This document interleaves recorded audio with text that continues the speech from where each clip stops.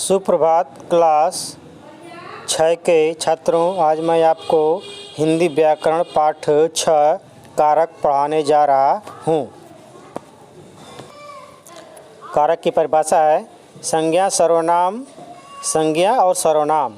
ये बीच में कॉमा दिया है, इसका मतलब संज्ञा और सर्वनाम के जिस रूप से उसका संबंध वाक्य के किसी वाक्य में क्रिया के साथ जाना जाता है, उस रूप को कारक कहते हैं।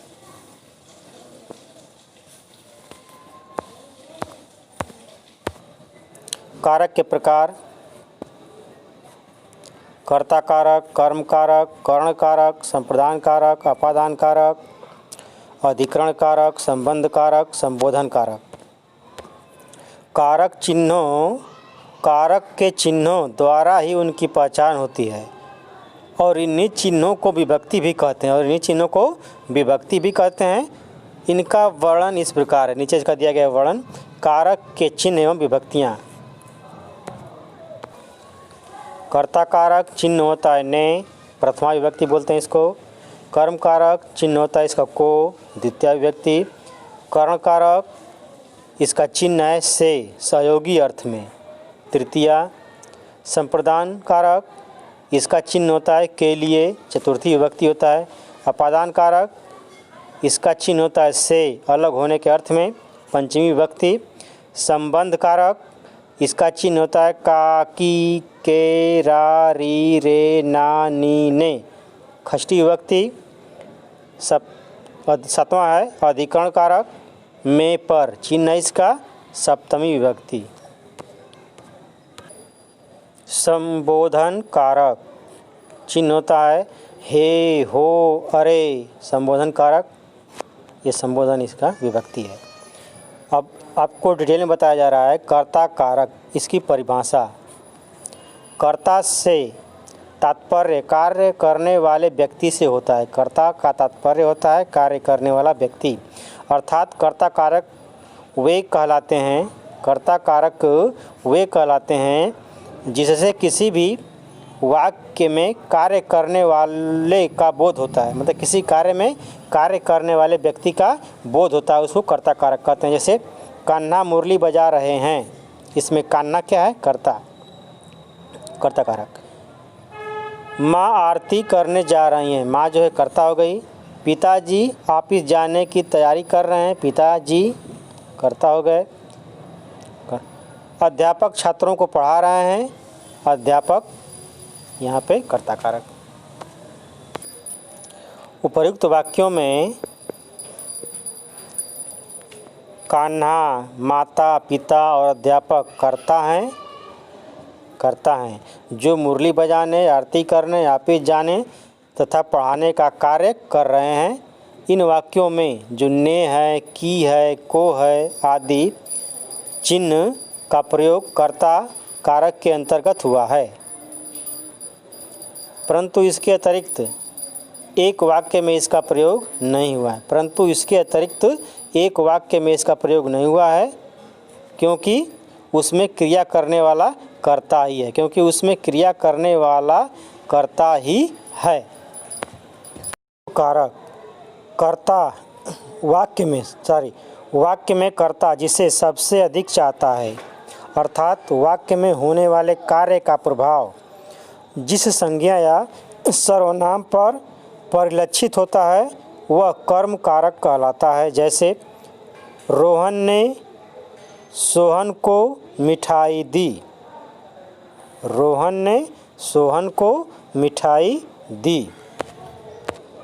यहाँ पर कार्य सोहन के लिए किया जा रहा है, इसलिए सोहन क्या हो गया? कर्म कारक, क्योंकि यहाँ पे मिठाई जो है सोहन को दी जा रही है, इसलिए यहाँ पर सोहन कर्म कारक हो गया। कविता ने मुझे अंग्रेजी सिखाई। अंग्रेजी किसके लिए सिखाई जा रही है? किसी के लिए सिखाई जा रही है, उसके लिए मुझे आया है, तो सिखाने वाला जो मुझे है उसको कार्य, उसके लिए कार्य करे, इसलिए मुझे क्या हो गया? कर्म कारक।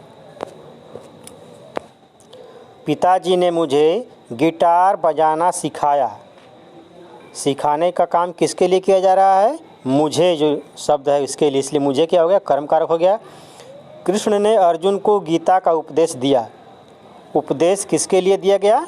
अर्जुन को, इसलिए अर्जुन जो है कर्म कारक हो गया। करण कारक, जिन वाक्यों के अंतर्गत कर्ता किसी न किसी साधन द्वारा किसी कार्य की पूर्ति करता है वे साधन कर्ण कारक कहलाते हैं। जैसे किसान हल से खेत जोतता है, तो हल से, हल क्या है? एक साधन है, इसलिए कर्ण कारक हो गया ये। अन्ना हजारे ने अनशन द्वारा विजय प्राप्त की। विजय प्राप्त करने का उनका जरिया क्या था? अनशन, तो अनशन जो है कर्ण कारक हो गया। माँ ने अपने हाथों से हलवा बनाया, तो हलवा बनाने का काम कैसे हो रहा है? हाथों से, तो हाथ क्या हो गया? कर्ण कारक हो गया। बालक किताब से पढ़ाई करते हैं, पढ़ाई करने का काम कैसे होता है? किताब से, इसलिए किताब कर्ण कारक हो गई। माया रंगों द्वारा चित्रकारी करती है, चित्रकारी करने का काम कैसे होता है? रंगों द्वारा, तो रंग क्या यहाँ पे साधन है, इसलिए कर्ण कारक हो गया ये। संप्रदान कारक, जब कर्ता किसी के लिए कार्य करता है या किसी को कुछ प्रदान करता है। कर्ता जब किसी के लिए कार्य करता है तो किसी को कुछ प्रदान करता है, देता है, तो उसे संप्रदान कारक कहते हैं। जैसे गांधी जी ने देश की आज़ादी के लिए अहिंसा का मार्ग अपनाया। गांधी जी ने देश की आज़ादी के लिए अहिंसा का मार्ग अपनाया, मतलब अहिंसा का मार्ग क्यों अपनाए? तो देश की आज़ादी के लिए। यहाँ पर गांधी जी देश की आज़ादी के लिए काम कर रहे हैं। डॉक्टर बीमार व्यक्तियों के लिए सेवारत रहते हैं। डॉक्टर सेवारत रहते हैं किसके लिए? बीमार व्यक्तियों के लिए, इसलिए क्या है? संप्रदान कारक हो गया बीमार व्यक्तियों के लिए। राम ने राज्य को भयमुक्त करने के लिए रावण का वध किया। राम ने रावण का वध क्यों किया? तो राज्य को भयमुक्त करने के लिए, इसलिए भयमुक्त करने के लिए क्या हो गया? संप्रदान कारक हो गया। सैनिक अपने देश की रक्षा के लिए प्राण तक न्यौछावर कर देते हैं। प्राण न्यौछावर किसके लिए करते हैं? तो देश की रक्षा के लिए, तो रक्षा के लिए क्या है? ये हो गया संप्रदान कारक। अपादान कारक, जिन वाक्यों द्वारा एक वस्तु का दूसरी वस्तु से अलग होने, किसी से डरने तथा एक वस्तु की दूसरी वस्तु से तुलना करने वाले भाव ज्ञात हो, उसे अपादान कारक कहते हैं। जैसे घर से रानी विद्यालय जा रही है, तो घर से अलग होने का काम हो रहा है इसमें, इसलिए अपादान कारक हो गया घर से। मोहन वायुयान से उतरा, वायुयान से उतरा, तो वायुयान से ये क्या हो गया? अपादान कारक हो गया। मधुमक्खी फूलों के रस से शहद बनाती है, तो कैसे बनाती है? फूलों के रस से, तो ये रस से अपादान कारक हो गया, क्योंकि फूलों से रस निकालती हैं, रस को अलग करती हैं, इसलिए क्या हो गया? अपादान कारक। गंगा नदी हिमालय से निकलती हैं, तो गंगा नदी कहाँ से निकलती है? हिमालय से। हिमालय से अलग होने का कार्य हो रहा है, इसलिए हिमालय से अपादान कारक हो गया। व्यक्ति अपने पद से बड़ा होता है, व्यक्ति अपने पद से बड़ा होता है। व्यक्ति कैसे बड़ा होता है? पद से, तो पद से क्या हो गया? अपादान कारक।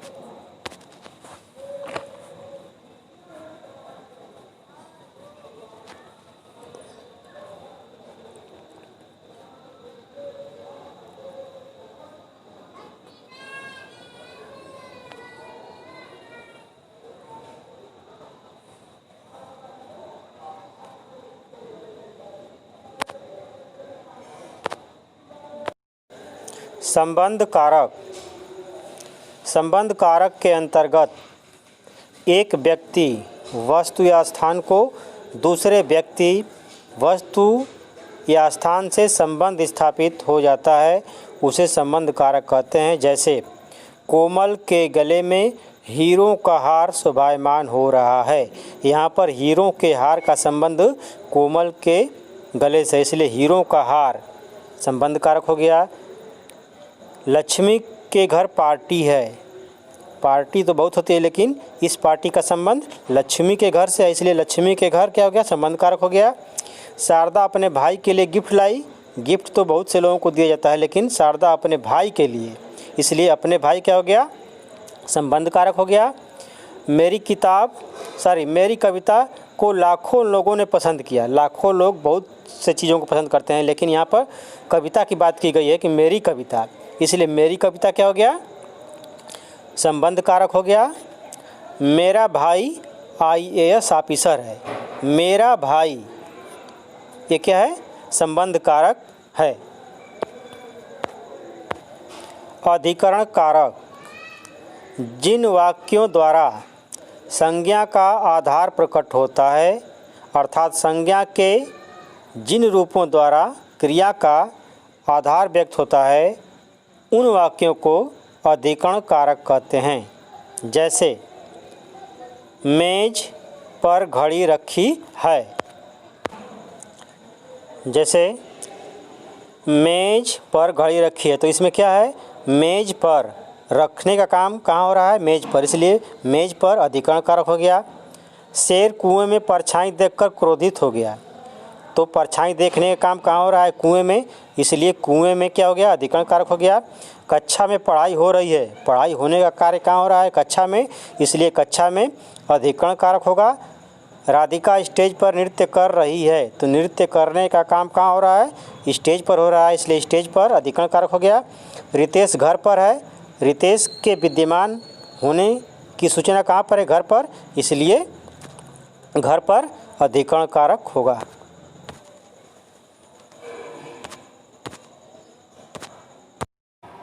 संबोधन कारक, संज्ञा के जिन रूपों द्वारा किसी को संबोधित किया जाता है उसे संबोधन कारक कहते हैं। जैसे हे ईश्वर, इन्हें सद्गति प्रदान करो, हे ईश्वर संबोधन कारक है। अरे, यह क्या हो गया, अरे संबोधन कारक है। भगवान तुम्हारा ही सहारा है, भगवान संबोधन कारक है। बच्चों, शांति का परिचय दो, बच्चों संबोधन कारक है, बच्चों को संबोधित कर रहा है। रेखा, चलो घर, रेखा जो है संबोधन कारक है।